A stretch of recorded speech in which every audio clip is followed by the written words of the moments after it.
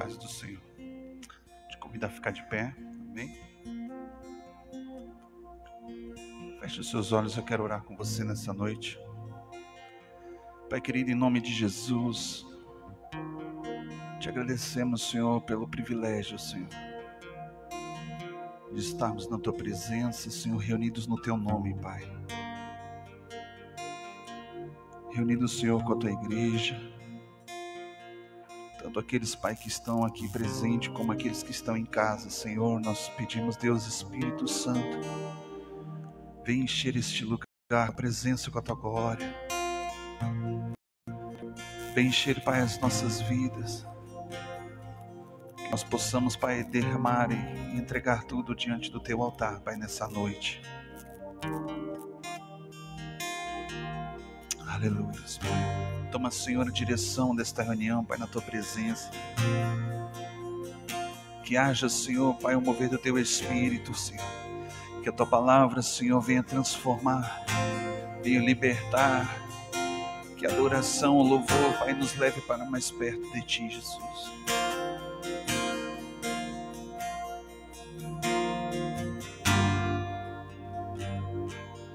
Aleluia.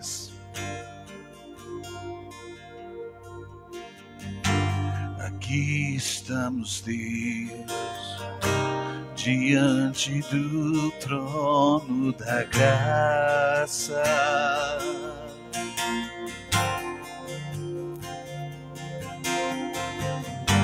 Aqui estamos, Deus, perante Tua misericórdia.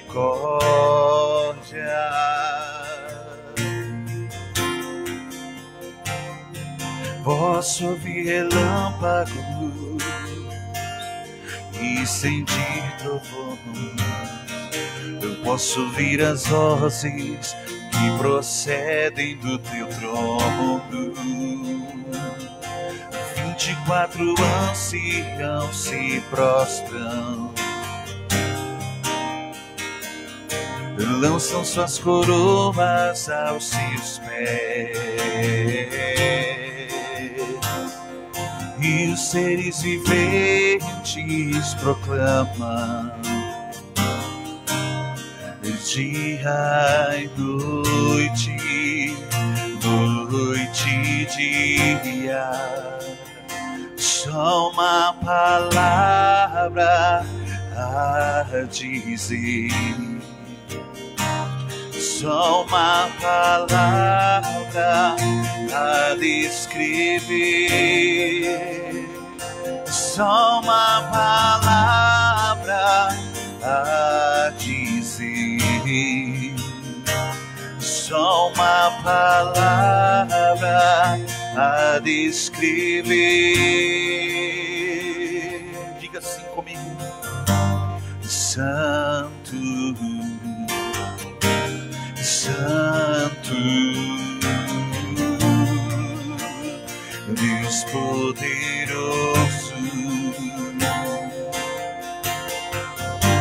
Santo, Santo, Deus poderoso, Santo, Santo, Deus poderoso,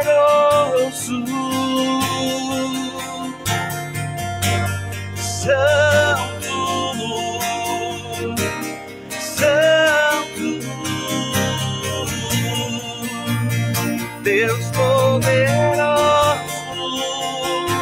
Só de olhar em Tua face, relance dos Teus olhos, meu mundo se transforma, minha família se transforma. Só de olhar em Tua face, relance dos Teus olhos, meu mundo se transforma, minha família se transforma.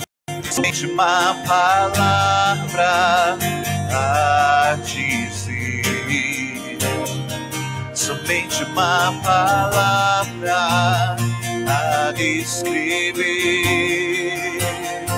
somente uma palavra a dizer, somente uma palavra a descrever. Santo, Santo, Deus poderoso, Santo, Santo, Deus poderoso, Tu és santo, Santo, Deus poderoso, não há outro igual, só Tu és santo, santo, não há outro igual, só Tu és santo, santo, não há ninguém, não há outro igual, só Tu és santo, santo, Tu és santo, diga isso, santo, Deus poderoso, santo, santo, Deus poderoso, não há outro igual, não há outro igual, só Tu és santo, santo, não há outro igual, só Tu és santo, santo.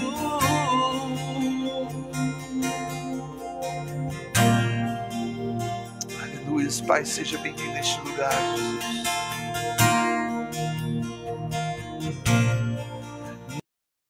Não há nada igual, não há nada melhor a que se compara a esperança viva. Tua presença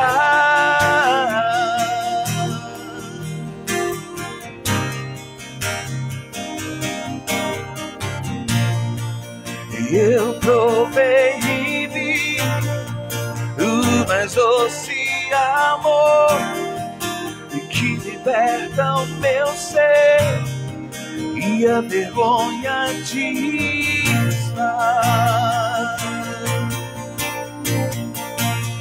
Tua presença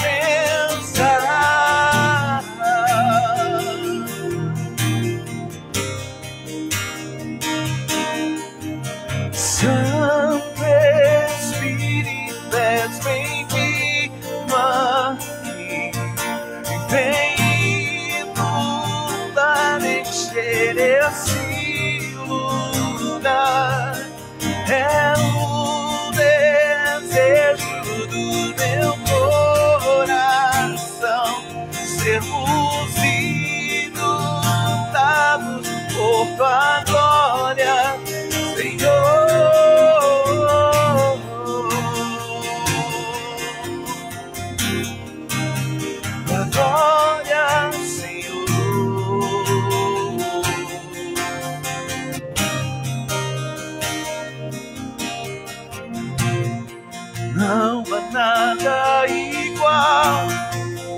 Não há nada melhor a que se compara a esperança viva,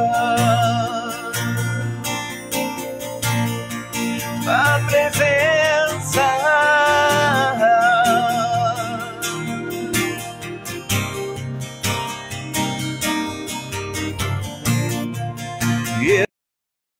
eu vi o mais doce amor que liberta o meu ser e a vergonha desfaz.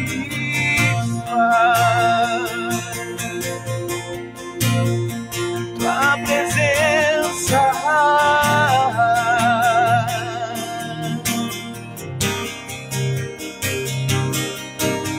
Santo Espírito, és bem-vindo aqui, vem iluminar, encher esse lugar.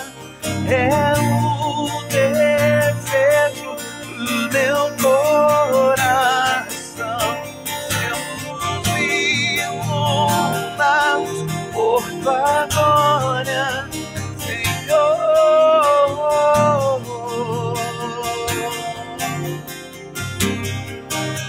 Tua glória, Senhor.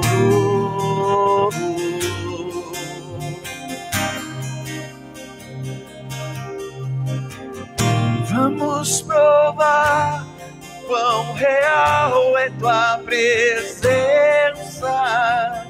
Vamos provar a tua glória e bondade. Vamos provar quão real é tua presença.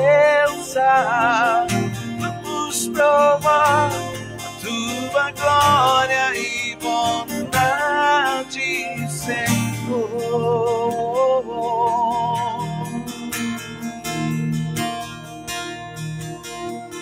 Queremos provar mais de ti, Jesus. Queremos te ouvir, queremos te ver, Pai. Queremos tocar, Pai, o teu coração, Pai, nessa noite. Em nome de Jesus. Amém. Pode se assentar, queridos. Aleluias.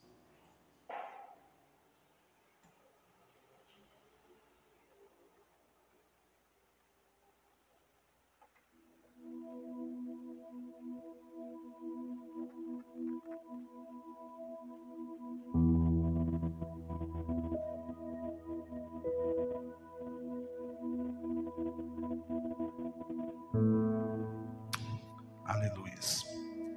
Glória a Deus. Amém. Sejam bem-vindos. Essa noite, talvez teu coração esteja angustiado, apertado, ferido. Hoje eu conversava com um jovem e mandei um vídeo para ele. Eu falei assim: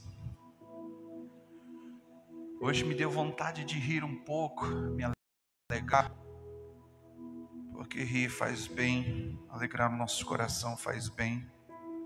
Não que vá resolver os nossos problemas, mas trazer um pouco de alívio para a nossa alma. Porque quando eu mandei o vídeo, o cidadão não gostou, não tinha nada de grave, mas eu percebi que não estava nada bem. E eu falei para ele: eu tenho motivo de me alegrar, porque eu estou buscando em Deus estar com meu coração alegre, mesmo que tudo ao nosso derredor esteja indo mal. Eu posso não estar alegre, eu posso não estar feliz, mas eu vou buscar alcançar isso em Deus, de alguma maneira ou de outra.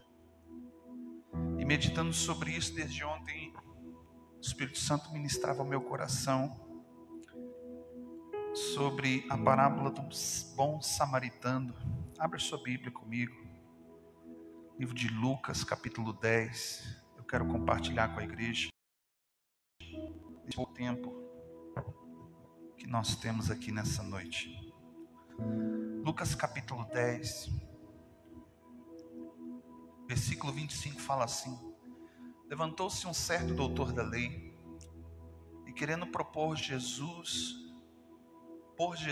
à prova, perguntou: mestre, o que eu farei para herdar a vida eterna? E Jesus respondeu: como está escrito na lei, como lê? Jesus olha para este homem,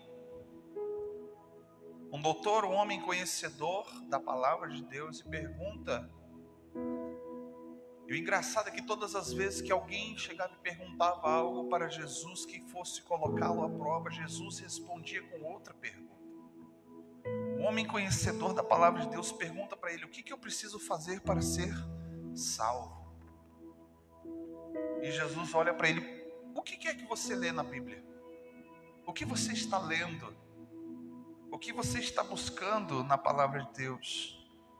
Como que você lê? Ele pergunta.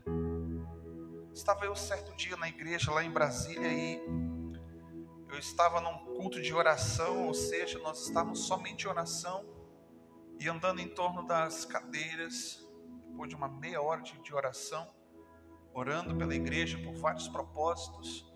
Eu tive uma visão, eu vi uma mulher sentada numa daquelas cadeiras e a sua Bíblia estava aberta. E quando eu fui me aproximando daquela visão, daquela mulher sentada naquela cadeira, e eu olhei para a Bíblia que ela estava lendo, e não haviam palavras, haviam desenhos.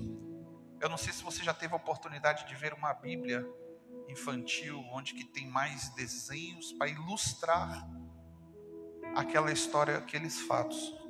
E quando eu observei o que aquela mulher ela estava lendo, tinha um desenho de uma casa, tinha um desenho do lado de uma família, e ela virava a folha, e eu achei isso meio estranho. Eu falei, uma Bíblia infantil, mas quando ela virava as folhas, eu continuei vendo, eu via carro, na outra folha tinha dinheiro, na outra folha tinha namorado, tinha relacionamento, tinha um monte de coisa. E eu falei, Jesus, que visão mais maluca é essa? Abre meu entendimento. E o Senhor falou no meu coração naquele momento: cada um busca na minha palavra aquilo que lhe convém, aquilo que está cheio o seu coração, aquilo que é o anseio, talvez o desespero da nossa alma. A medicina e as pessoas chamam isso de fuga. Quando você tem um determinado problema, você corre para algum lugar. Se você está no meio da chuva, você vai para debaixo de uma marquise, vai se proteger. Se você está com fome, você vai até o supermercado, compra um alimento. Você precisa estar necessitando de algo, você corre atrás daquilo que é para saciar a sua vontade, as necessidades da vida. E eu, conversando com esse jovem, eu falei para ele bem assim: hoje é motivo de eu me alegrar em Deus, porque eu estou buscando isso no Senhor, porque nosso coração ele se angustia, nós somos atacados o tempo todo. Por que você não é atacado por alegria? Por que você não é atacado por felicidade? Por que você não é atacado por prosperidade? Porque Satanás ele tem um interesse maior de te roubar, de matar e de destruir a tua vida. Mas enquanto que nós buscamos aquilo que sacia o nosso ser, nós temos uma breve sensação de alívio, porque daqui a pouco talvez aquele filme engraçado de comédia passa, termina aquele momento de prazer, ou aquele momento em família termina e você volta para sua casa, você volta para sua realidade, e as coisas parecem que continuam do jeito que estavam. Nada muda, nada se transforma. Jesus olha para esse homem, doutor da lei, conhecedor da palavra de Deus. Ele perguntou: o que está escrito na lei? E como você lê? Ele está dizendo o que diz a respeito da salvação, mas como que você interpreta? Como que você está vivendo, ou como que você está buscando isso para a tua vida? Versículo 26 diz assim: Jesus respondeu: o que está escrito na lei? E como você a lê? E respondeu o homem, ele respondeu o que está escrito na palavra: amarás o Senhor teu Deus de todo o teu coração, de toda a tua alma, de todas as tuas forças, de todo o teu entendimento, e o teu próximo como a ti mesmo. Versículo 28, e Jesus lhe respondeu: responde bem, responde corretamente, então faça isso e viverá. Versículo 29, ele porém, querendo justificar-se a si mesmo, disse a Jesus: quem é o meu próximo? Aí ele entra numa outra questão, porque preste bem atenção, todas as vezes que eu e você somos confrontados pela própria palavra de Deus, porque esse homem estava sendo confrontado, esse doutor estava sendo confrontado por aquilo que ele conhecia, por aquilo que ele pregava, mas não vivia, porque o próprio Jesus disse: se você responde corretamente, faça isso, então viva.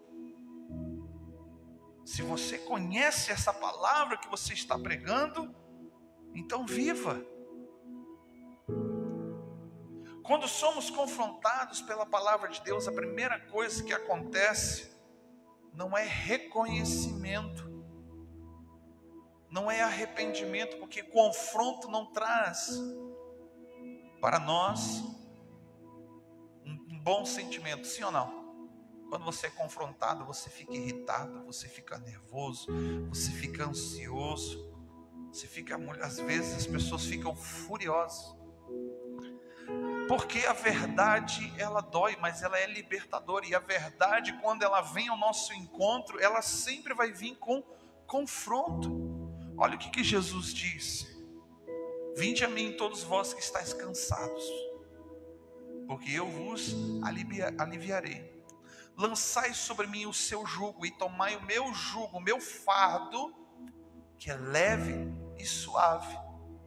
Quando Jesus disse isso, o fardo, o jugo que nós carregamos, ele se trata do pecado, o fardo e o jugo se trata do pecado e a lei, o confronto e a verdade, o arrependimento e a salvação.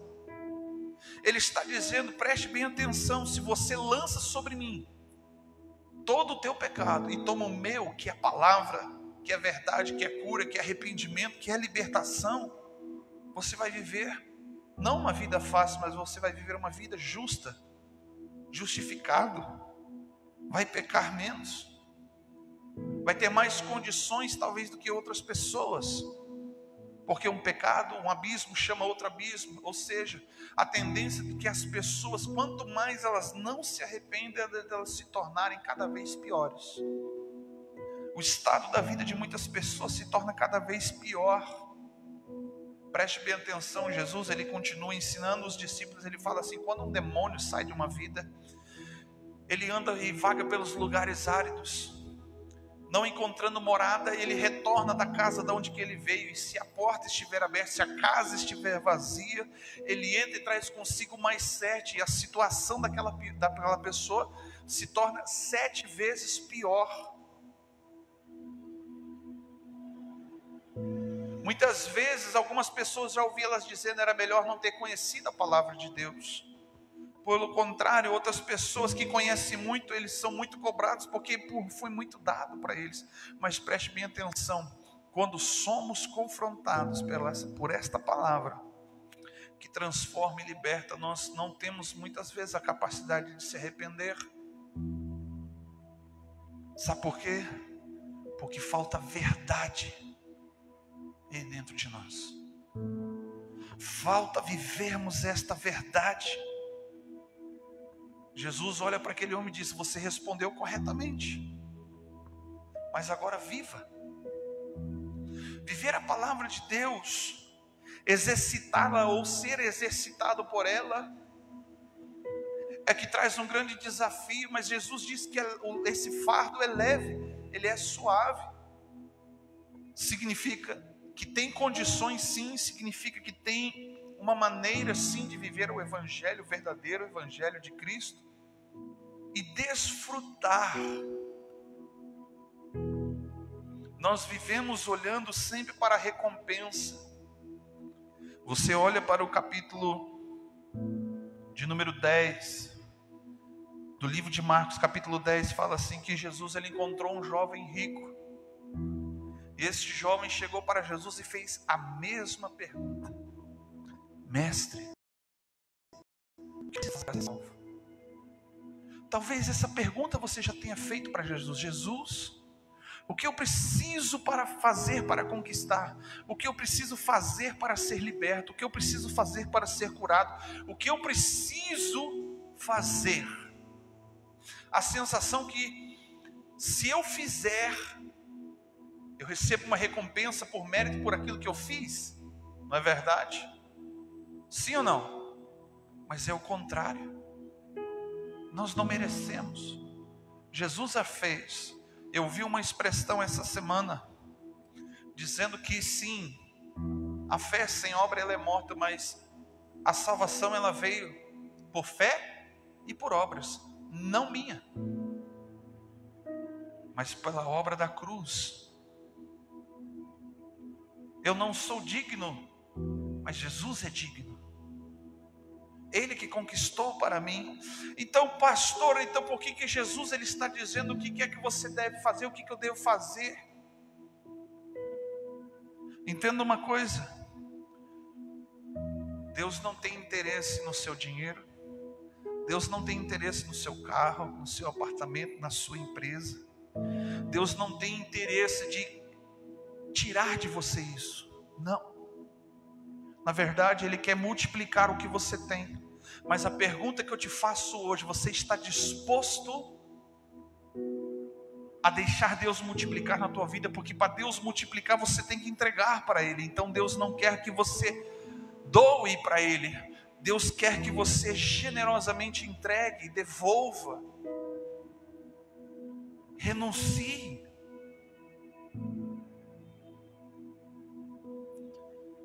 Versículo 30, Jesus propôs outra parábola. Eu acho interessante que quando Jesus ele queria falar com homens que se intitulavam sábios, entendidos e conhecedores da vida e da palavra de Deus, ele citava a parábola. Versículo 30, Lucas 10, 30, Jesus respondeu: descia um certo homem de Jerusalém para Jericó, mas caiu na mão de assaltantes, aos quais o despojaram, arrancando-o e se retirando, deixando quase morto. Casualmente descia pelo mesmo caminho certo sacerdote, vendo-o, passou longe. Olha o que Jesus está dizendo. Do que adianta ser um pastor? Do que adianta eu ser um homem de Deus? Do que adianta você ser um homem ou uma mulher de Deus? Ou do que adianta você vir para a igreja, mas não viver aquilo que você prega, ou viver aquilo que Jesus te ensina, aquilo que Jesus te dá para você se alimentar? Ele estava dizendo aqui que um homem foi assaltado, ele foi roubado, saqueado, bateram nele. E quando veio o homem de Deus, aquele que precisava e tinha sim a função, a obrigação de cuidar e de ajudar, aquele homem passou direto. Versículo 31, casualmente descia pelo mesmo caminho o sacerdote, vendo, passou de longe. De igual modo também um levita chegou àquele lugar e vendo-o passou a distante.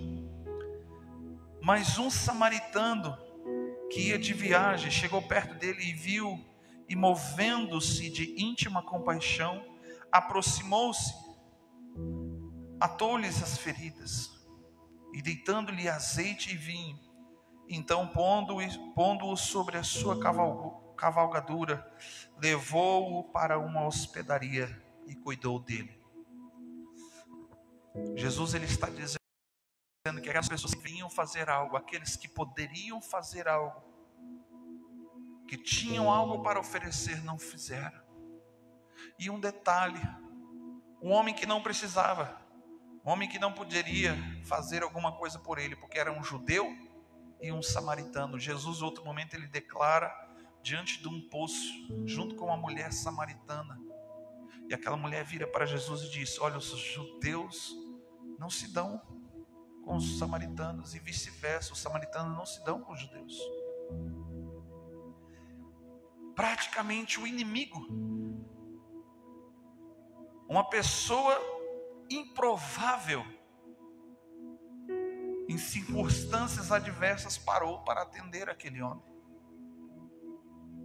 Pegou do seu próprio recurso, pagou o hotel para que ele pudesse ficar ali, cuidou das feridas. Aí eu faço uma pergunta: existem pessoas lá fora que elas vivem mais uma verdade, elas vivem mais integramente do que propriamente as pessoas que conhecem a palavra de Deus.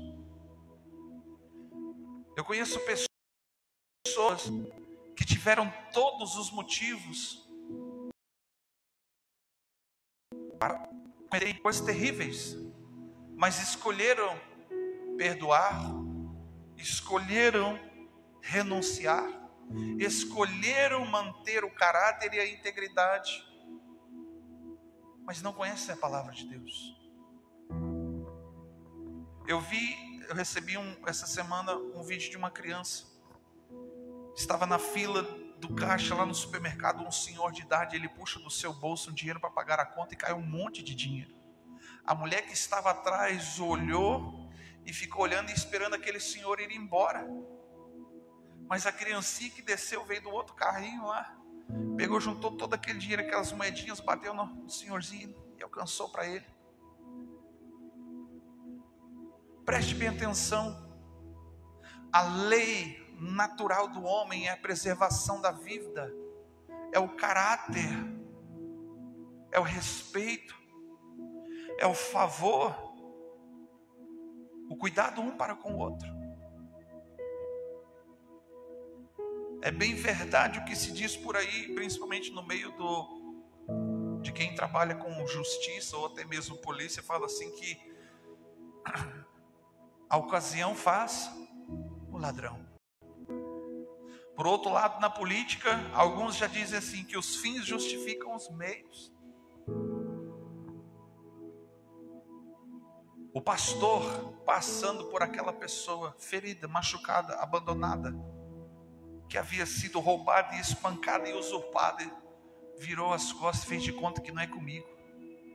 Talvez o levita, que é um pouco mais sensível, olha e diz assim: vai em paz, Deus te abençoe. Bate lá no ombrinho daquele irmão, daquela irmã, e diz: vai em paz, Deus te abençoe. Não se compadece.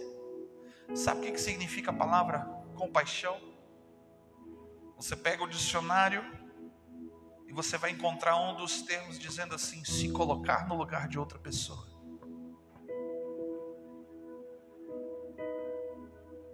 Eu olhei algumas notícias essa semana, essas últimas 2 semanas eu tinha parado por um tempo de correr atrás de informação, porque eu ficava mais chateado, mas eu falei: Deus, eu preciso entender o que está acontecendo, saber como me posicionar como um cidadão, como um homem de Deus diante de Ti para orar. E eu fiquei mais triste ainda com as notícias, não só por causa minha, mas por causa de muitas outras pessoas. Eu falava: Jesus, por que eu estou triste assim? Por que está batida a minha alma? Por que eu estou me sentindo injustiçado pelos outros, mediante tudo que está acontecendo? Eu falei: Senhor, o Senhor precisa fazer alguma coisa, porque no meu caso aqui, eu sou o pastor e eu sou levita, segundo essa palavra. A gente não pode passar pelo nosso irmão, pela nossa irmã, por famílias, não só aqui dentro, e também pelas pessoas que estão ali fora, sem fazer nada, ver as suas dificuldades, os seus problemas, as suas adversidades, e simplesmente não fazer nada, ser indiferente. Cada um cuida do que é seu e eu cuido do que é meu. É uma lei carnal, mundana, de sobrevivência, que um devora o outro. Isso aí não é uma lei da natureza, apesar de que compaixão é o que Jesus vivia o tempo todo. Ele olhava para as pessoas por onde ele passava e ele via a miséria do coração delas, a necessidade de um arrependimento, a necessidade de cura, de libertação. Ele não alisava, porém ele amava. Ele olha para uma mulher pega em flagrante adultério e diz para ela bem assim: vá e não peques mais. Ele olha para os enfermos e diz: a tua fé te curou. Ele olha no meio de uma multidão e diz: alguém me tocou diferente, alguém está fazendo aquilo que outras pessoas não estão fazendo. A pergunta que eu quero deixar para você nessa noite é: onde está o teu coração? Porque quando Jesus ele fala isso dentro do contexto, quando ele cita essa parábola do samaritano, ele está diante de cobradores de impostos, ele está diante de doutores da lei, ele está diante dos discípulos, de pessoas que tinham fome e sede de redenção.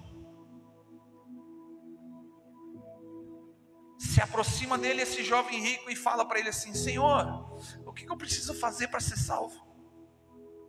Jesus vira para ele e fala a mesma coisa. O que diz a lei, os profetas, isso. Ele cita tudinho o que esse homem da lei fala.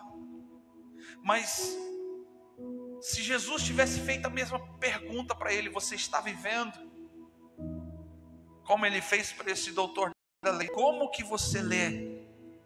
Qual é a sua leitura?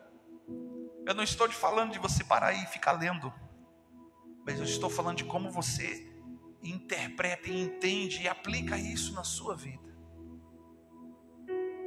Porque conhecer a palavra e a verdade, conhecemos. Vivê-la que é o problema. Você sabe por quê? Fizemos muitas vezes, porque normalmente as pessoas que conhecem a palavra de Deus fazem como este homem.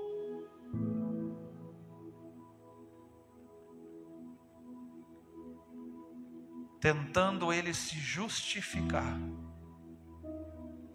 Porque quando Jesus falou: olha, você deu a resposta correta, mas eu quero saber se você vive, ele começou a se justificar, começou a arrumar desculpas, começou a dizer o porquê que ele não vive, o porquê que ele não quer, o porquê que ele não entrega, o porquê que ele não se arrepende.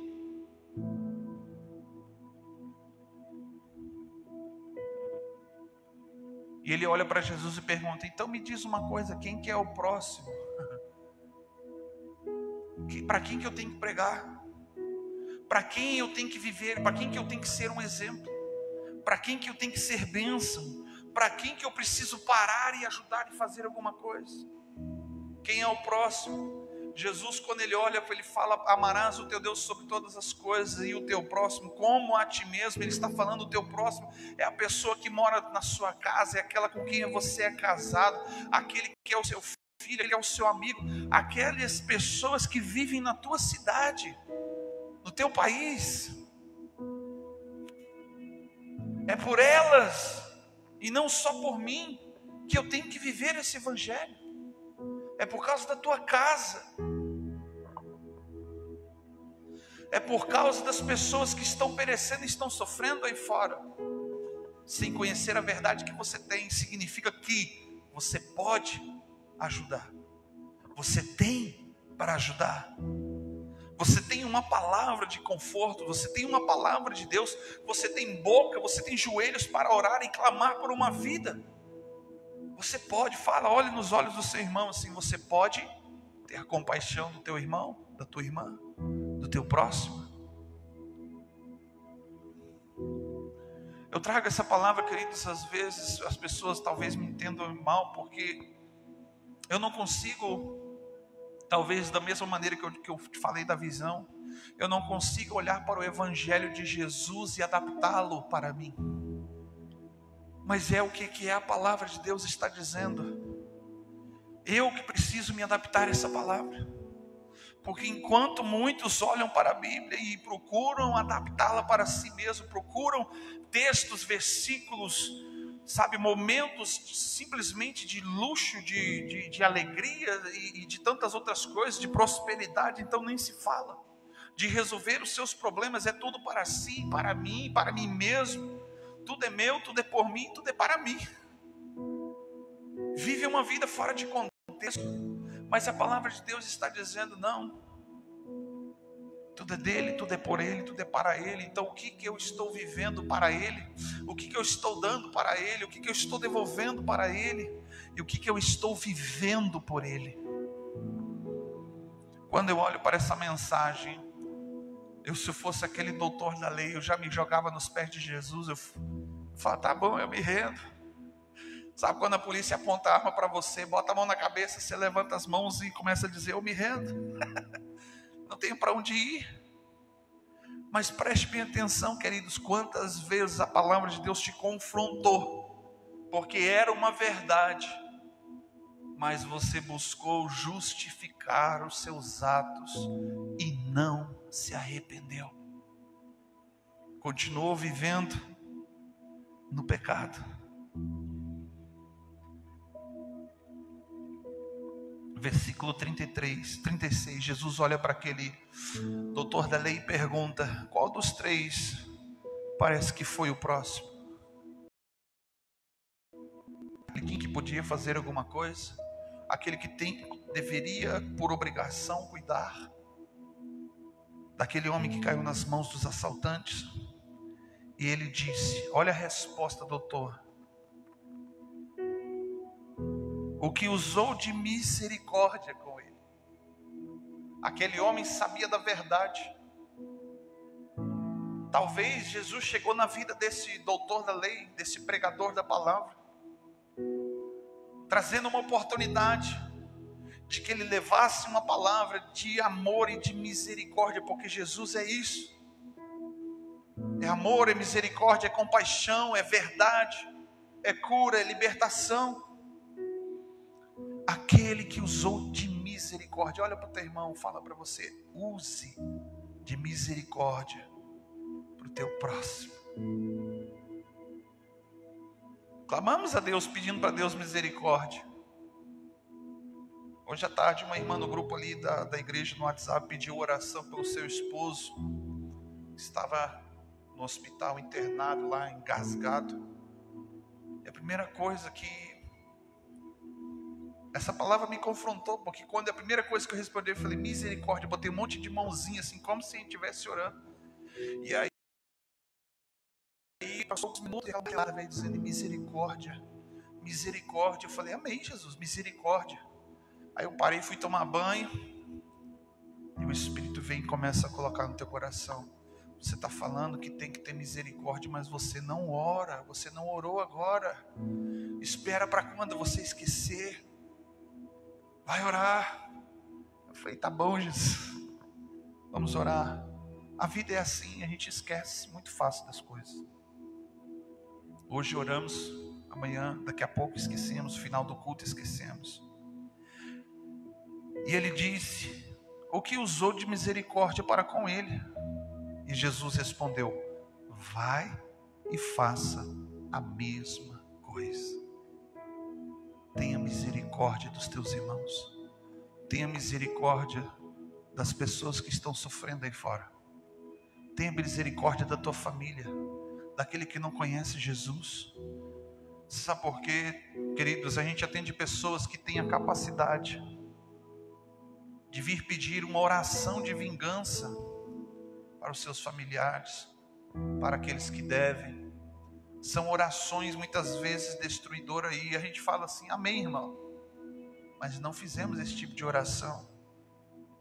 Uma mãe pedindo para que a filha abandonasse o marido porque o marido é ruim, mas a filha vem e pede oração para que o marido se converta e volte e fique para dentro do lar. Qual é a oração que Jesus vai responder? Daquela que vai terminar com um lar, com a casa, com a família, ou aquela que vai restaurar essa família? Preste bem atenção. Vamos agir de misericórdia. Vamos orar, sentir a dor. Olha o que Jesus diz, chorai com os que choram, se alegre com os que se alegram. Eu não sei te explicar, eu estou vivendo algumas coisas que eu nunca vivi na minha vida, no meu ministério, porque quando eu olhava às vezes para o meu pai, via meu pai indo para o monte, para a oração, para o jejum, para isso, para aquilo, e orando pelas igrejas, pelo povo, e eu via as pessoas, quando recebiam aquilo que buscavam de Deus, virando as suas costas, eu via no fundo a tristeza, não de reconhecer, mas porque sabemos que lá na frente daqui a pouco vai estar voltando pelo mesmo motivo. Não querem mudar as suas vidas, não querem viver um evangelho. E aí começamos tudo de novo. Vamos orar, vamos orar. Eu faço uma pergunta para cada um de vocês. Você que está me ouvindo, quantas vezes você já ouviu a mesma verdade do teu pastor, do teu líder? Aí você não dobra o seu coração, vem alguém de fora que está fora de contexto, não te conhece, nunca te viu e olha, assim diz o Senhor. Aí você, Deus está falando na terra. Nós acreditamos porque é uma pessoa que não conhece a sua vida, mas é a mesma verdade que o teu líder diz, é a mesma verdade que o teu pastor está dizendo, essas são as mesmas coisas que a tua igreja está ensinando. Aí você vai e visita a igreja A, B, C, A, D, lá é melhor, porque o pastor ele não me conta. Porque a liderança da igreja não sabe o que eu vivo no meu dia a dia. Eu chego na igreja, eu sento, continuo sendo a mesma pessoa e eu quero buscar de Deus aquilo que eu quero que Ele faça, mas não há mudança nenhuma. Quando chega na segunda-feira, pastor, ora por mim. Pastor, eu tive um sonho. Tem uma irmã que manda mensagem para mim semanalmente 3, 4 vezes. Pastor, eu tive tal sonho, o que você entende? Outro dia ela sonha com um bolo, outro dia ela sonha com uma planta, outro dia ela sonha com um cachorro, outro dia sonha com uma salsicha. Eu falei assim, minha irmã, vai ler a Bíblia. Eu falei na casa do meu pai essa semana, agora estou virando um guru. As pessoas estão interpretando errado. Eu falei, minha mensagem, a minha pregação está errada. Porque tem alguma coisa de errada. As pessoas estão olhando para a gente como se a gente fosse um guru, um pai de santo, um cartomante, que vai dizer aquilo que eu quero que ele diga. Não. Vai e faça tu da mesma maneira. Se coloque de pé. Aleluias. Bendito seja o nome do Senhor Jesus. Meu objetivo aqui nessa noite não é entristecer teu coração, mas é abrir os teus olhos, é fazer como que aquele que pegou aquele homem caído no meio do caminho, ferido, machucado, trouxe para perto, colocou num lugar seguro e começou a curar as feridas. Gastou tempo, gastou dinheiro para que aquela pessoa fosse curada. Gastou ou se desgastou para que outras pessoas pudessem viver. No final disso tudo, queridos, eu quero te encorajar nessa noite, abrir o teu coração e falar para Deus, Deus, me ajuda. Eu preciso, Senhor, não só de palavras, mas em espírito e em verdade viver. Voltar a queimar, voltar para a tua casa, voltar para o teu evangelho, voltar para o ministério, retomar as coisas que eu comecei, que o Senhor começou na minha vida e pararam, porque eu muitas vezes não tive coragem de me arrepender, fiquei me justificando e nunca tomei um posicionamento. Eu quero te convidar nessa noite a fechar os teus olhos, vamos orar. Fala para Ele, Pai, eu preciso de Ti. Senhor, meu Deus, meu Pai, diante da Tua presença nessa noite nos colocamos, Senhor, com o nosso coração, Pai, contrito, quebrantado, confrontado, Senhor, pela Tua verdade, que é a palavra. Mas, Senhor, nossa carne grita, as nossas vontades, desejos, emoções, Pai, nos traem. Nos envolvemos, Senhor, com tantas coisas que não são e não provêm de Ti. nos apegamos, Senhor, a coisas, pessoas e lugares que não estão de acordo com a Tua vontade para as nossas vidas. Porque aquilo que nós deveríamos fazer, nós não fizemos. Aquilo que queremos fazer, não conseguimos. Mas, Pai, nos ajuda, Senhor, a não se deixarmos ser dominados por nenhuma delas. Eu abro meu coração, Pai, nesta noite. Peça para Deus abrir o teu coração. Se rasgue diante dele, pedindo para Deus uma nova chance, uma oportunidade de viver uma vida no Espírito. Não uma vida de espiritualidade religiosa, mas uma vida através do Espírito que vai te conduzir a ter controle, domínio próprio, paciência, espírito de moderação, espírito de excelência. Viver um evangelho de compaixão e de misericórdia, para que nós possamos verdadeiramente compartilhar, amar o nosso próximo. Nosso próximo é aquele que o Senhor coloca diante de cada um de nós todos os dias. É olharmos com misericórdia e compaixão, se colocar no lugar delas. Deus, nós clamamos nesta noite. Pela Tua bondade, Senhor, opera em nós o querer o efetuar através da Tua palavra, que nos leva cativos à obediência à Tua palavra. Por isso, Pai, nós nos entregamos à vontade do Teu Espírito Santo. Em o nome do Senhor Jesus. E apaga, Senhor, meu Deus, meu Pai, com Teu sangue, Pai, os nossos pecados. Meu Deus, em nome de Jesus, as iniquidades, as transgressões. Perdoa, Senhor, o pecado da Tua igreja. Perdoa, Senhor, o pecado desta nação. E o Teu sangue seja derramado sobre nós, Pai. E por último, Deus, lembra, Senhor, de que nós somos pó. E necessitamos da Tua misericórdia e do Teu perdão, Pai. Em nome do Senhor Jesus. Amém. Amém.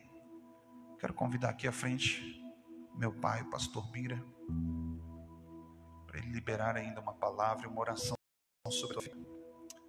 Aleluias.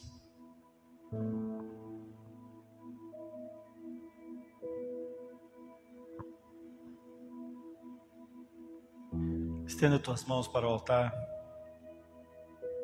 Coloque diante do trono de Deus a tua vida.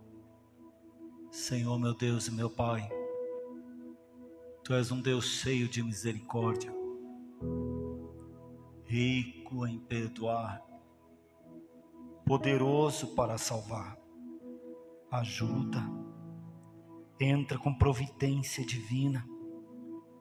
Estabelece, ó Deus, a justiça e a salvação, Senhor, pelo sangue de Jesus. Dá-nos livramento, Senhor. Veste-nos com vestes de salvação por Tua misericórdia. Em nome de Jesus. Amém. Pode sentar, querido. Conversando nessa semana com um grande empresário,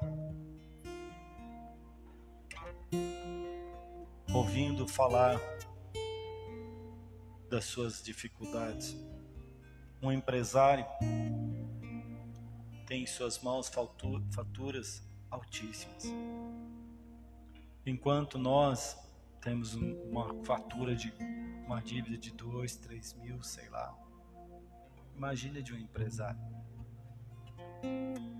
E ele comentou comigo que já havia demitido alguns funcionários. E ele estava muito ressentido por isso.